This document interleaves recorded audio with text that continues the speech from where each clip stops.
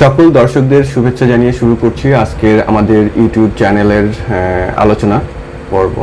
আজকের আলোচনা আমরা রাখবো হচ্ছে পানির ওপরে। পানির অপর নাম জীবন। আর পানিতে বসবাসকারী যে মাছগুলো আছে এবং অন্যান্য প্রাণীগুলো আছে, বায়োফ্লক ফিশ ফার্মিংয়ে উদ্দেশ্যে আজকের পানির এই আলোচনা।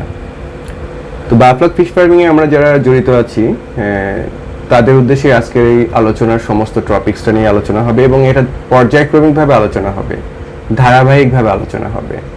আজকে পানির খুবই গুরুত্বপূর্ণ কয়েকটা বিষয় নিয়ে কথা বলবো। আর সেই গুরুত্বপূর্ণ বিষয়গুলো হচ্ছে এরকম যে পানির প্যারামিটার। তো পানির প্যারামিটারটা কি সেটা, আর এখানে কম্পারেটিভলি আলোচনা হবে হচ্ছে যে হিউম্যান, মানব সভ্যতা, মানব জাতি, মানুষের চাহিদা এবং মাছের আবাসস্থল, মাছের চাহিদা।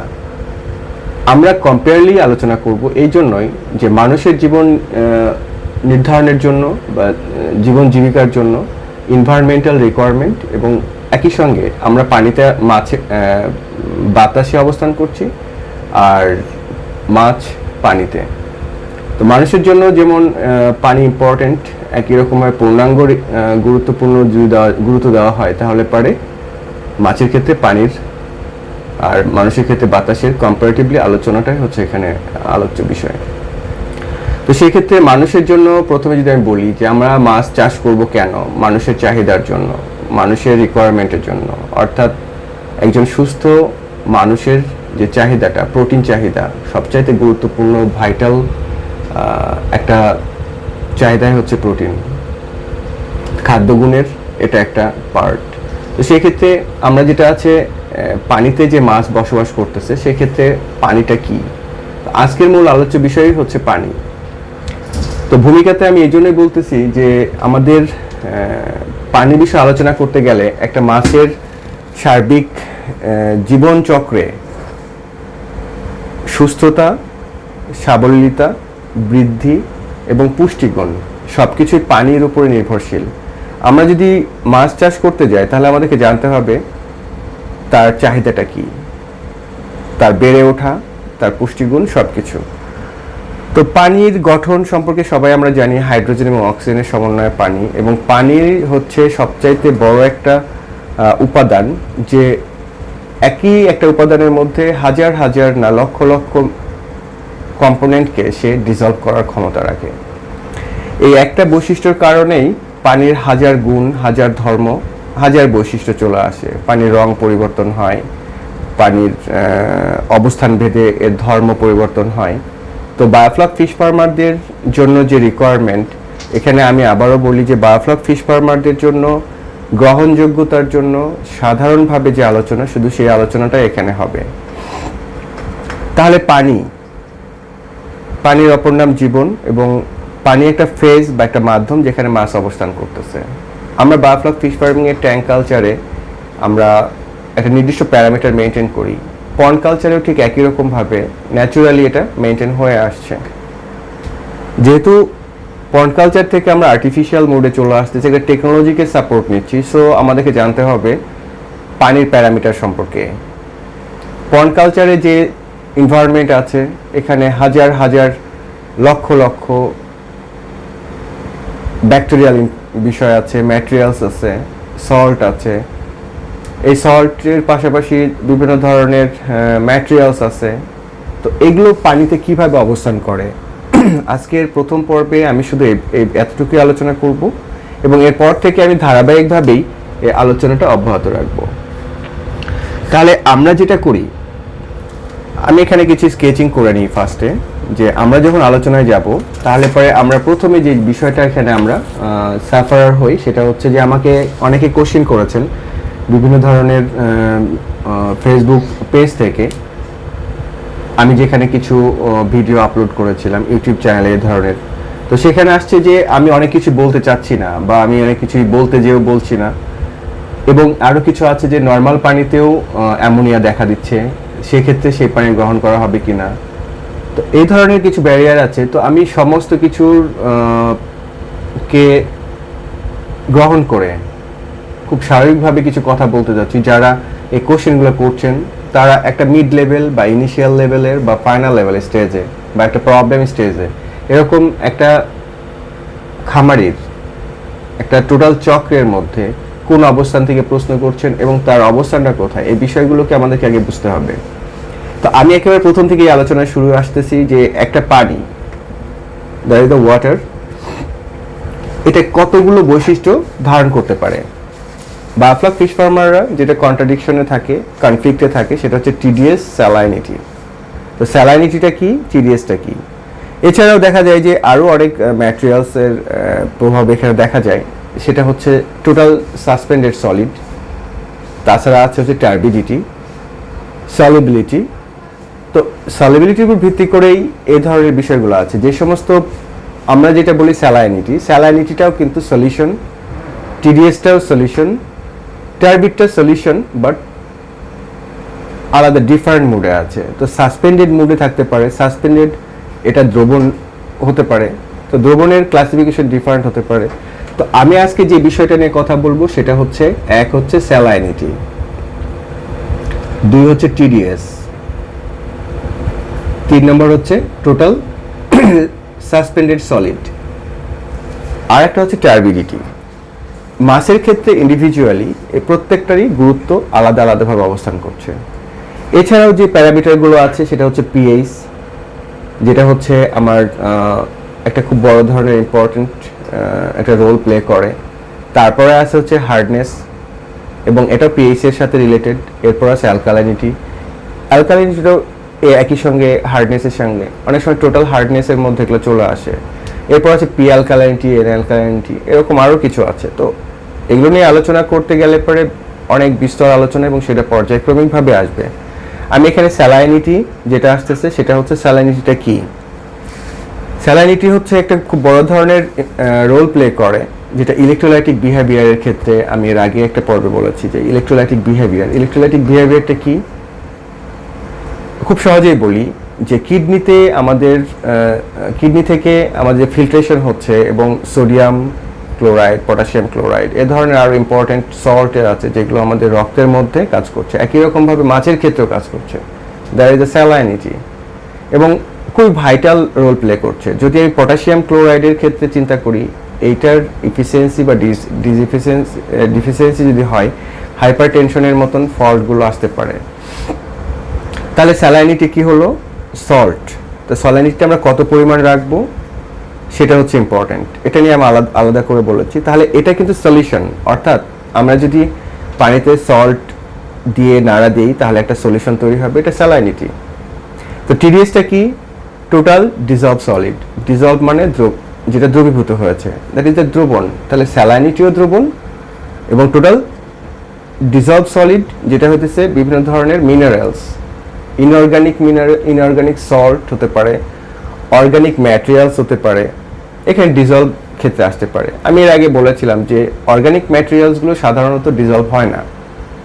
আমরা এখানে যেটা এই জন্য আজকে আমি বলতেছি যে আমরা যদি অর্গানিক ম্যাটেরিয়ালসকে, যেমন কালার অ্যান্ড কম্পাউন্ড নিতে পারি, আমরা ফ্লাওয়ারকে দিতে পারি, এগুলো ডিজলভ হতে পারে পার্শিয়ালি, বাট নট হিউজ। যেমন চিনিকে আমরা দ্রবণ করতে পারি, তো এটা অর্গানিক ম্যাটেরিয়ালস, তো এরা ডিজলভে যাচ্ছে। তাহলে এরা কিন্তু টিডিএস এর সঙ্গে রিলেটেড না, সবগুলোর সাথে কনফ্লিক্ট করার কিছু নাই। এখানে একটা জিনিস মনে রাখতে হবে, টোটাল ডিজলভ সলিড হচ্ছে আমার হার্ডনেসের সঙ্গে কিছুটা, যেটা আমরা খাবার পানি হিসাবে খাই, সেই খাবার পানির এখানে বিষয় আছে যে কি পরিমাণ হার্ডনেস থাকতে হবে, বাট এখানে আমার টিডিএস থাকতে হবে। তো সেই টিডিএস এ সাধারণত দেখা যায় যে বিলো 300 টিডিএস বা 300 টিডিএস এর যেগুলো, সেগুলো হচ্ছে খুবই ভালো মানের খাবার পানি। 300 থেকে 600 এটা মিডিয়াম অর্ডার, এবং সবচেয়ে বড় বিষয় হচ্ছে যে 1200 টিডিএস এর উপরে কোনো পানিকে আমরা খাওয়ার উপযুক্ত মনে করি না। তো এইভাবে আমরা টিডিএস কে করতে পারি। এখন ঘটনা হচ্ছে যে আমরা স্যালাইনিটিটা কখন ব্যবহার করি? স্যালাইনিটা ব্যবহার করি আমরা যখন ডিহাইড্রেশন ঘটে, তখন আমরা এটা নিচ্ছি এবং আমরা স্যালাইন ব্যবহারই করতেছি। তো এখানে আমার কাছে মনে হয় একটা স্যালাইনের আছে, স্যালাইন, হ্যাঁ। তো ওরাল স্যালাইন, এটা আমাদের ডিহাইড্রেশনের ক্ষেত্রে ব্যবহার করা হয়। তো দিস দ্য স্যালাইন, এখানে আমার পটাশিয়াম আছে, সোডিয়াম আছে এবং আদার্স অনেক ম্যাটেরিয়ালস এখানে আছে, ক্যালসিয়াম, ম্যাগনেসিয়াম সবই এর মধ্যে আছে। তো এর মধ্যে কিছু সুগার আছে। তাহলে সুগারটা কেন? দ্যাট দ্য এনার্জি ক্যালোরি দ্রুত বৃদ্ধি করার জন্য, একই সঙ্গে ইলেকট্রোলাইটিক বিহেভিয়ারের জন্য করতেছে। তাহলে দিস ইজ দ্য স্যালাইন। তাহলে এখন যদি আমি পানির মধ্যে এটা দেই তাহলে টিডিএসটা বেড়ে যাবে। তার মানে সেটা কি হলো? সবসময়ের জন্য না, ডিহাইড্রেশনকে কাভার করার জন্য। যদি বেশি হয়, যাদের প্রেশার আছে তাদের জন্য সমস্যার সৃষ্টি করতে পারে। লো প্রেশার যাদের আছে তারা এটাকে অধিক পরিমাণে নিলেও সে প্রবলেমগুলো হবে না। তাহলে পরে টিডিএস এর সঙ্গে পিএইচ এর একটা রিলেশন আছে, যেটাকে সরাসরি বলা যাবে না। আমরা এখানে কিছু চিন্তা ভাবনা করে কথাগুলো বলতে হবে। এখানে পিএইচডি হোল্ডার যারা থাকবেন তারা বিষয়টাকে ওইভাবে চিন্তা করলে সমস্যা আছে। তো টিডিএসটাকে আমি এই জন্য বলতেছি যে ক্যালসিয়াম ম্যাগনেসিয়ামের একটা প্রাথমিক পর্যায়ে যে আমরা পানিটাকে খাবার পানি গ্রহণ করছি সেখানে এটা ব্যবহার হচ্ছে। তাহলে পরে এখান থেকে আমার পিএইচ, আমি যদি ক্যালসিয়াম কার্বনেট ইউজ করি আমার টিডিএস কিছু পার্শিয়ালি বেড়ে যাবে। আমি চুন ব্যবহার করি আমার টিডিএস বেড়ে যাবে নর্মাল পানির ক্ষেত্রে। কিন্তু যদি আমি ফ্লকের মধ্যে দিই সেই ক্ষেত্রে কিন্তু কিছুটা ব্যারিয়ার ক্রিয়েট করবে এবং টিডিএসটা আমার প্র্যাকটিক্যালি আমি দেখেছি সেটা হচ্ছে যে ফ্লকের ক্ষেত্রে তারা ক্যালসিয়ামকে কিছুটা অ্যাবজর্ব করে ফেলে, ফলে টিডিএসটা সেই পরিমাণ বাড়ে না। কিন্তু নর্মাল ওয়াটারে যদি আমি এটাকে সলিউশনে নিয়ে আসি টিডিএস বেড়ে যাবে, অনেক বেড়ে যাবে। তো এই ক্ষেত্রে টিডিএস গেল হচ্ছে। এই ক্ষেত্রে অ্যালকালাইনিটির ক্ষেত্রে কি আসতেছে? ক্যালসিয়াম ম্যাগনেসিয়াম এর যে অক্সাইড হাইড্রোক্সিল গ্রুপ আছে সেটার সমন্বয়ে তৈরি হচ্ছে। তাহলে আমাদের মাছের জন্য যে অ্যালকালাইনিটির একটা লেভেল আছে যে আমি 150 পর্যন্ত আমি রাখতে পারি। চিংড়ির ক্ষেত্রে বিষয়টা ভিন্ন, বেশি হলেও সমস্যা নাই। তো সাধারণ মাছের ক্ষেত্রে 150 নিচে রাখতে হবে এবং এটাকে প্যারামিটারে আমার নিয়ে আসতে হবে। তো পিএইচ লেভেলটা হচ্ছে আমার 7 to 7.5 এর মাঝখানে নিয়ে আসতে পারে। এর বিষয়গুলোকে ক্যালসিয়াম অ্যাডিং বা ক্যালসিয়াম কার্বনেটকে আমরা এখানে দিতে পারি, বা ম্যাগনেসিয়াম বা এ ধরনের আদার্স ম্যাটেরিয়ালসকে আমার ইনশিওর করতে হবে যে সোর্সটা আমি ইউজ করবো সেই সোর্সটা যেন সঠিক থাকে। তো এই হচ্ছে একটা ব্যাপার যেখানে অ্যালকালাইনিটি বা হার্ডনেসের একটা ব্যাপার আছে। তো এখানে আমি টিডিএসকে ডাইরেক্টলি এখানে বলতে পারি না যে টিডিএস পিএইচ এর সাথে সরাসরি ইনভলভড, কারণ হচ্ছে যে পিএইচটা হচ্ছে potential of hydrogen and concentration. তাহলে পরে বিষয়টা ডিফারেন্ট আসছে। তো এর আরও অনেক কনসেপ্ট আছে। তো বায়োফ্লক ফিশ ফার্মিংয়ে যারা আমরা আছি শুধু তাদের জন্য বলছি যে আপনারা যদি কাজ করেন বায়োফ্লক ফিশ ফার্মিংয়ের ক্ষেত্রে, সেক্ষেত্রে স্যালাইনিটিটা দেখেন। পানি যখন রিসিভ করবেন ট্যাঙ্কে তখন আপনি টিডিএসটা দেখেন।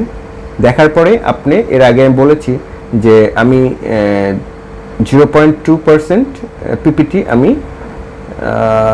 সল্ট এর মধ্যে দিয়ে তারপর অ্যারেশন করে ওয়াটার প্রিপারেশনে যাব। এরপরে খুব ধীরে ধীরে আমি স্যালাইনিটি বৃদ্ধি করব, কারণ আমি আগেই বলেছি যে হাইপার টেনশন একটা ব্যাপার আছে। শুধু মাছ মারা গেলে পরে যে বিষয়টা যে আমি স্যালাইনিটি টিডিএস এত আছে, প্রতি 1000 লিটারে আমি 1 কেজি সল্ট দিব, দেওয়ার পরে যেটা হবে সেটা না। এটাকে আমি 1000 কেন, এটাকে আমি 2 পিপিটিতে নিয়ে যেতে পারি, অর্থাৎ ধীরে ধীরে অ্যাডপশনে নিয়ে যেতে পারি। সেক্ষেত্রে আমার সময়ের উপর ভিত্তি করে এটা করতে হবে। এরপরে আছে হচ্ছে টিএসএস বা টোটাল সাসপেন্ডেড সলিড। এক্ষেত্রে আমি বলবো যে সাসপেন্ডেড যদি বুঝতে হয় সেক্ষেত্রে সবচাইতে আদর্শ উদাহরণ হচ্ছে দুধ।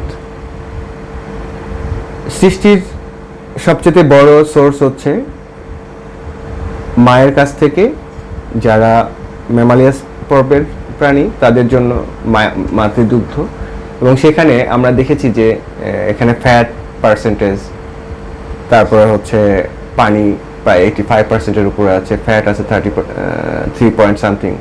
তো এরকম আরও কিছু আছে, এখানে মিনারেলস আছে, সবই আছে। সবগুলোকে আমরা যদি দেখি তাহলে পরে আলাদা করার কোনো ওয়ে নাই, বাট সবগুলো এর মধ্যে ডিজলভ অবস্থায় আছে, সাসপেন্ডেড অবস্থায় আছে, কলয়েডাল মুড আছে। তাহলে আমাকে কলয়েড বুঝতে হবে। তো আমার এত কিছু বোঝার দরকার নাই, আমি খুব সহজেই বলি যে সাসপেন্ডেড ম্যাটেরিয়ালস আমরা যখন ফিশ ফার্মিং ট্যাঙ্কে এইগুলোকে ব্যবহার করব তখন আমাদের মাথার মধ্যে থাকতে হবে যে হেলথ বেনিফিশিয়াল যে ম্যাটেরিয়ালসগুলো মাছের জন্য দরকার সেই জিনিসগুলোকে আমরা পানিতে একটা নির্দিষ্ট পরিমাণে, আমাকে জানতে হবে যে কত পার্সেন্ট হারে বা কত পিপিটিতে বা কত পিপিএমে, এই জিনিসগুলোকে আমাকে বুঝতে হবে।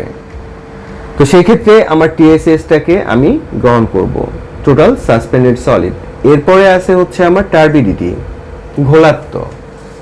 ঘোলাত্তর বিষয়টা হচ্ছে আমার ফ্লকের সাথে রিলেটেড হতে পারে, অর্থাৎ যেটা অবশ্যই ডিজলভ না, সাসপেন্ডেডও না, যেটা স্যাটলিং টেন্ডেন্সিতে চলে আসে, অর্থাৎ নিচের দিকে থিতিয়ে পড়া। তো এই টার্বিড ম্যাটেরিয়ালসগুলোকে ফ্লোটিং থাকতে পারে, যেহেতু আমরা এখানে অ্যারিয়েশন কন্টিনিউ করি, সো এখানে এটা থাকবে। তো এরকম কিছু বিষয় এখানে আছে। এখন ঘটনা হচ্ছে যে তাহলে আমরা কি শিখলাম? নাম্বার 1, আমি এখান থেকে বেছে নিলাম হচ্ছে দুইটা জিনিসকে, একটা হচ্ছে স্যালাইনিটি, 2 নম্বর হচ্ছে টিডিএস। আমি টার্বিডিটির বিষয়টা, যেটা হচ্ছে যে টার্বিডিটি যেটা হচ্ছে একটা নির্দিষ্ট পরিমাণ, যেটা মাছের অতিরিক্ত হয়ে গেলে পরে মাছের গিলে এটা প্রবলেম ক্রিয়েট করে, ফিল্ট্রেশনের প্রবলেম ক্রিয়েট করে, এরকম আরও বিষয় আছে। তো আমি ওই জিনিসটা এখানে বলতে চাচ্ছি না, আমি এখানে শুধুমাত্র স্যালাইনিটি এবং টিডিএস এই দুটো জিনিসকে বলতে চাচ্ছি। এবং এই দুটো জিনিসের পাশাপাশি যেটা আছে হচ্ছে ডিও লেভেল থাকবে, পিএইচ থাকবে, হার্ডনেস, অ্যালকালাইনিটি। সবগুলোর প্রথমে যদি আমি চলে আসি তাহলে থাকবে হচ্ছে টেম্পারেচার। একটা নির্দিষ্ট টেম্পারেচারে এই বৈশিষ্ট্যগুলো কিন্তু চেঞ্জ হয়, অর্থাৎ ভ্যারিয়েবল। অর্থাৎ আমি 20 ডিগ্রি সেন্টিগ্রেডে যা করব আমার 30 ডিগ্রি সেন্টিগ্রেডে তার চাইতে ডিফারেন্ট হবে। তাহলে 20 এবং 30 ডিগ্রি সেন্টিগ্রেডে আমরা বাংলাদেশে যারা ফিশ ফার্মার যারা, তাদের জন্য কি চিন্তা করতে হবে যে আমাদের অক্টোবর শেষের দিক থেকে জানুয়ারির মাঝামাঝি পর্যন্ত সর্বনিম্ন টেম্পারেচার অবস্থান করে। এর মধ্যে মাঝখানের 15 দিন আমার গত বছরের অ্যানালাইসিসে 14 ডিগ্রি সেন্টিগ্রেড পর্যন্ত দেখা গেছে। 24 থেকে 14, 14 থেকে 30, এখন 31-এ আছে। তো সেক্ষেত্রে আমরা কি করব? এই যে ফ্লাকচুয়েশন, তাহলে আমাকে জানতে হবে যে ভ্যারিয়েবলটা টেম্পারেচারের সাথে আমরা কিভাবে এই বিষয়টাকে বুঝতে পারি। তো সেক্ষেত্রে আমার আরও কতগুলো প্যারামিটার আছে, যেমন অ্যামোনিয়া আছে, নাইট্রাইট আছে, নাইট্রেট আছে। তো এই সবগুলো বিষয়ই আজকের সাধারণ আলোচনার উপরে ভিত্তি করে আমরা পরবর্তীতে এই জিনিসগুলোকে আলোচনা করতে থাকবো স্টেপ বাই স্টেপ। আপনাদের যদি কোনো কোশ্চেন থাকে আপনারা অবশ্যই ডেসক্রিপশনের পাশাপাশি কমেন্টে আপনারা সেগুলো দিতে পারেন।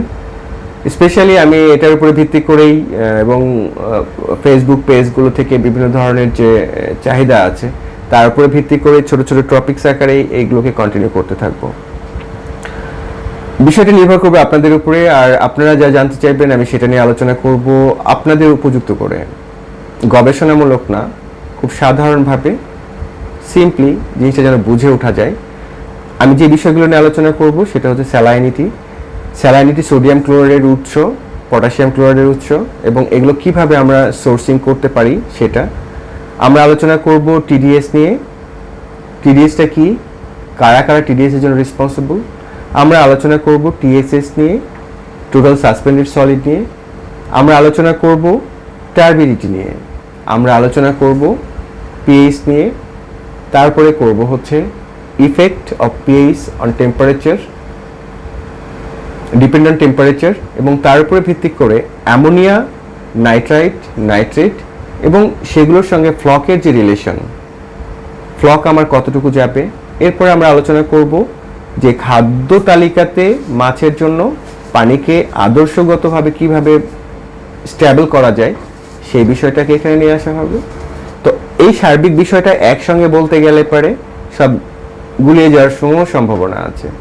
তো আজকের এই ভিডিওটা এই জন্যই করছি, আমি কয়েকটা চ্যানেলে দেখেছি যে বায়োফ্লক ফিশ ফার্মিংয়ে নতুনদেরকে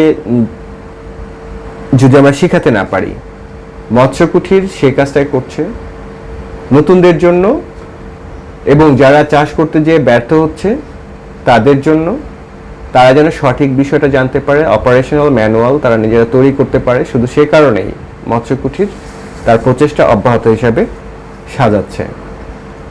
আমরা এতদিন যা করেছি সেটা হচ্ছে শুধুমাত্র খামারে আমরা যে কাজগুলো করেছি তার উপরে ভিত্তি করে। আমি এখনো টেস্ট নিয়ে কোনো আলোচনায় আসি নাই। আমরা টেস্টের আলোচনা হবে এভরি সিঙ্গেল স্টেজ। তো বায়োফ্লক ফিশ ফার্মিং এ কনফ্লিক্টের অবকাশ আছে, এখানে দ্বিধাদ্বন্দ্বে পড়ার অনেক অবকাশ আছে। তো আমি চাই এই দ্বিধাদ্বন্দ্ব যেন না থাকে, এবং খুব সহজভাবে, খুব গভীরে না যেয়ে পানি এবং মাছের সাথে যে সম্পর্কটা সেটা আপনারা কেস স্টাডি করেন, আপনারা দেখেন, তারপরে আপনারা প্রশ্ন রাখেন যে আমার এটা হচ্ছে না, আগেই আপনাদের এই ধরনের প্রশ্নের সম্মুখীন হওয়ার দরকার নাই যে আমি এটা আছে এটা কি করতে যাচ্ছি। আগে কেস স্টাডি করেন, দেন কোশ্চেন করেন। তো আজকের আলোচনা থেকে আমি আবারও একবার সামারিটা নিই। সেটা হচ্ছে যে আমরা যেটা করব সেটা হচ্ছে ক্লারিফাই করব এবং কোনো ধরনের কনফ্লিক্ট যেন না থাকে সেই ব্যাপারে আমরা নিশ্চিত করব। টিডিএস কি, কেন, পিএইচ কি, কেন, কত পিএইচ থাকবে, পিএইচটা আমরা কিভাবে চেঞ্জ করব, ভ্যারিয়েবলে রাখবো, এবং পিএইচটা আমরা 7 এর নিচে যেতে দিব কি দিব না সেটা। সার্বিকভাবে আজকের আলোচনায় হয়তো আপনাদের চাহিদার বিষয়গুলো নিয়ে আমি কথা বলেছি। পরবর্তী থেকে আমরা যেটা করব সেটা হচ্ছে একটা একটা করে স্টেপ নিব এবং সেই অনুযায়ী আমরা কথা বলবো। তো সেই ক্ষেত্রে আমাদের নেক্সট যে পর্বটা হবে সেটা হবে দুটো পয়েন্টের উপরে। এক হচ্ছে স্যালাইনিটি, দুই হচ্ছে টিডিএস। Only 2 variable. কখন করব, কেন করব, কিসের জন্য করব, স্যালাইনিটি এবং টিডিএস। এরপরে আসবে হচ্ছে পিএইচ, তারপরে আসবে হচ্ছে টার্বিডিটি এবং সাসপেন্ডেড সলিড। পানির এই কয়েকটা কথা বলতে গেলে পরে সার্বিক বিষয়টাই চলে আসবে।